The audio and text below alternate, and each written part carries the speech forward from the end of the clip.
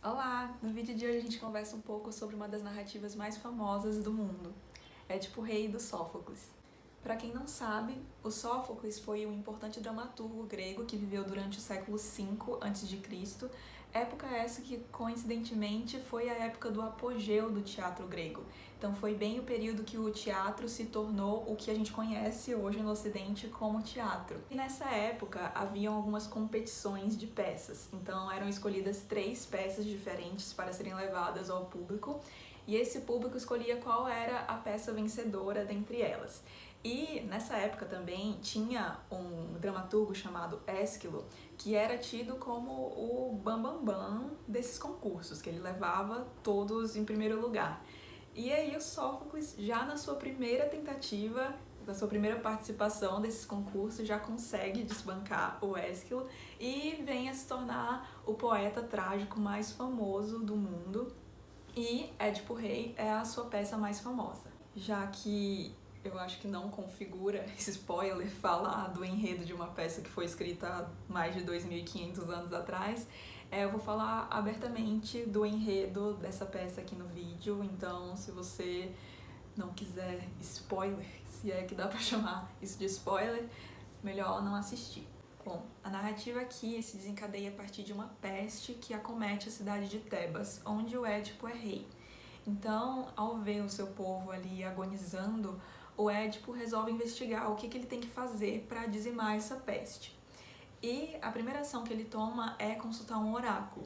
E esse oráculo responde que ali em Tebas existe o ser impuro que deve ser exilado ou morto porque ele matou o rei Laio, de quem inclusive a esposa de Édipo é viúva.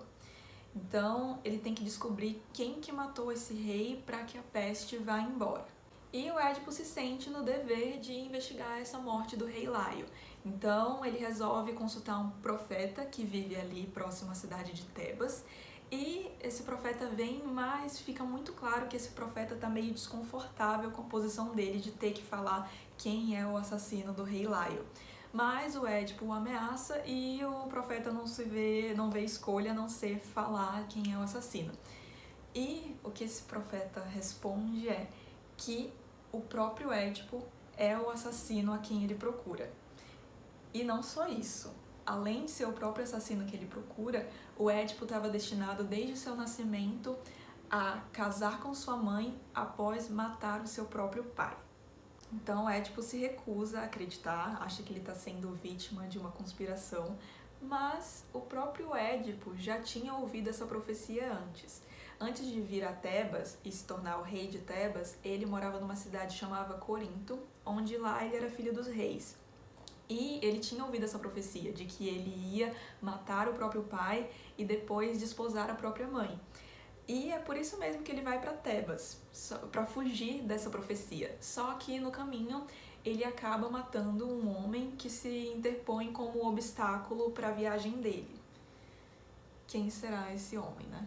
A própria Jocasta, que é a esposa do Édipo e viúva do rei Laio, fala pro Édipo, não acredita nesse profeta, isso é besteira, porque a gente também ouviu uma profecia, e segundo essa profecia, o rei Laio seria morto pelo próprio filho, mas na verdade ele foi morto por um bando de assaltantes no meio do deserto. Mas no meio dessa confusão chega um mensageiro de Corinto, que era a cidade onde o Édipo morava, e ele vem noticiar a morte do pai do Édipo, o rei de Corinto.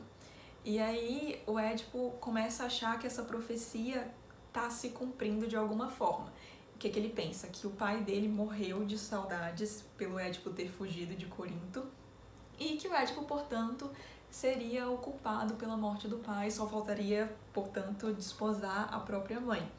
Mas o mensageiro, achando que está confortando o Édipo, fala que não é para ele se preocupar com isso porque, na verdade, ele não tinha nenhum parentesco com o rei de Corinto. O mensageiro vai revelar para o Édipo que, na verdade, o Édipo foi entregue ainda bebê aos reis de Corinto que não conseguiam ter filhos. Inclusive foi entregue por esse próprio mensageiro, que, por sua vez, recebeu o Édipo, o bebê, das mãos de um servo da cidade de Tebas. E aí, nesse momento, a Jocasta entende tudo e fala pro Édipo, não, vamos deixar essa história pra lá, vamos resolver essa peste de outra maneira. Mas o Édipo fica muito intrigado e pergunta pro seu servo se esse servo específico que entregou o bebê pro mensageiro ainda se encontra vivo. E descobre que sim, o mensageiro se encontra vivo. Então ele manda buscar o mensageiro e aí a Jocasta já se manda pro palácio porque ela entendeu tudo que tá acontecendo. E esse servo revela que quem entregou o bebê a ele foi a própria Jocasta.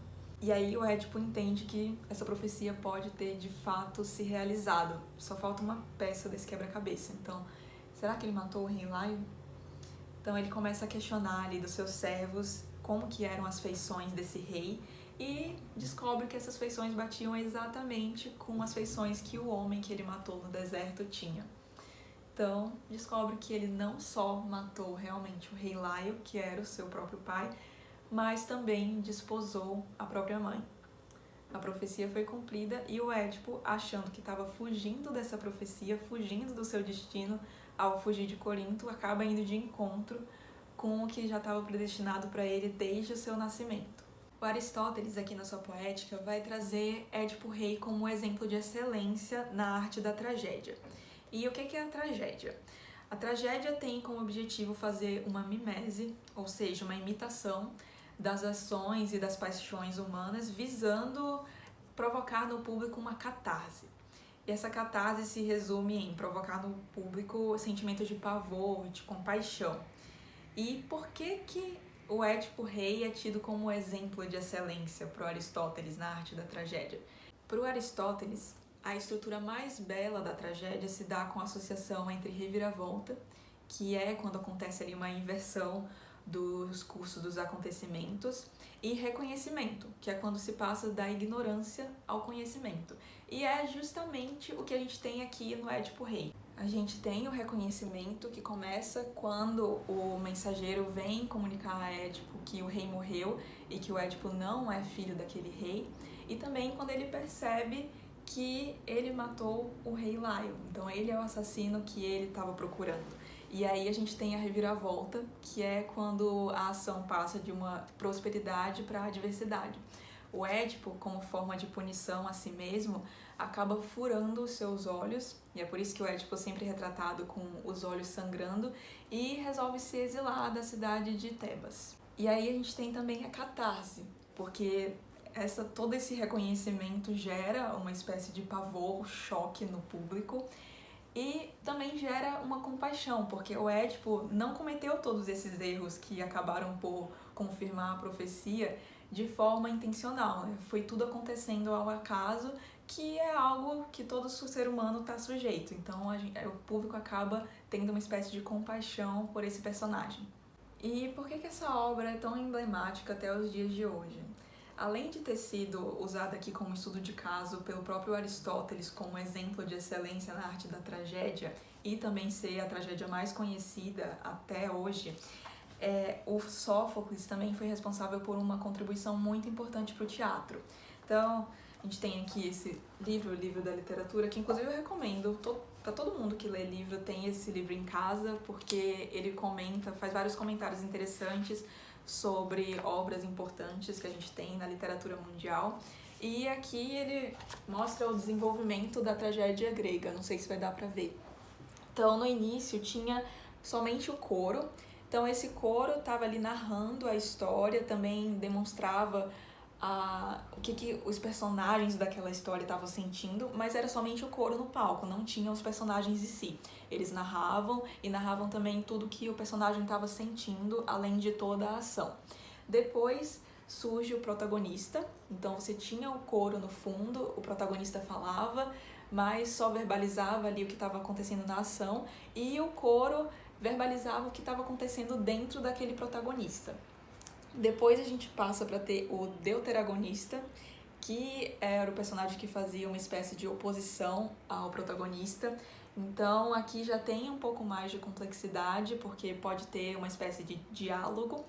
E o Sófocles insere o tritagonista, que é o terceiro ator. E ele também assume, às vezes, uma espécie de papel adversário, inserindo ainda mais complexidade para a obra. Parece meio bobo, né, falar isso hoje em dia, que quanto mais personagens você tem, maior é a probabilidade de da trama ter profundidade, você conseguir conferir mais complexidade à trama, mas na época não era, e essa foi uma contribuição muito importante do Sófocles. E além disso, essa obra também foi responsável por incitar vários estudos em amplos campos da ciência, e o que ficou mais conhecido foi no campo da psicologia, que foi graças ao Freud, que nomeou o complexo de Édipo, que é quando o filho se sente de certa forma atraído pela própria mãe e inimigo ali do próprio pai. E essa foi, na verdade, uma releitura que eu fiz dessa obra. Eu já tinha lido Édipo Rei quando eu tinha ali uns 11, 12 anos, e gostei muito de fazer essa releitura, principalmente depois de ler a Poética, porque, como eu disse, o Édipo Rei é o maior estudo de caso que a gente tem aqui na Poética do Aristóteles.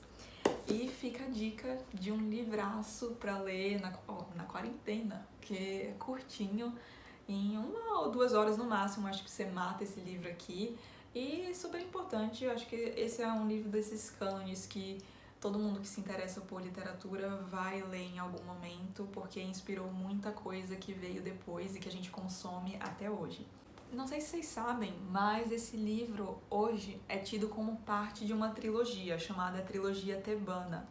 Então, o Édipo não compôs essas 3 obras como se fosse uma trilogia, mas hoje a gente entende como uma trilogia porque trata, de certo modo, da história do mesmo personagem, do Édipo. Então, a gente tem Édipo em Colono, Édipo Rei e a Antígona. Essa Antígona vai tratar da história dos descendentes do Édipo, porque que ele deixou, né, os filhos ali com a própria mãe dele, a Jocasta. E fiquei bem interessada. Alguém já leu? Se tiver, comenta aqui e me fala se vale a pena. Fica a dica, espero que vocês tenham gostado do vídeo, até mais!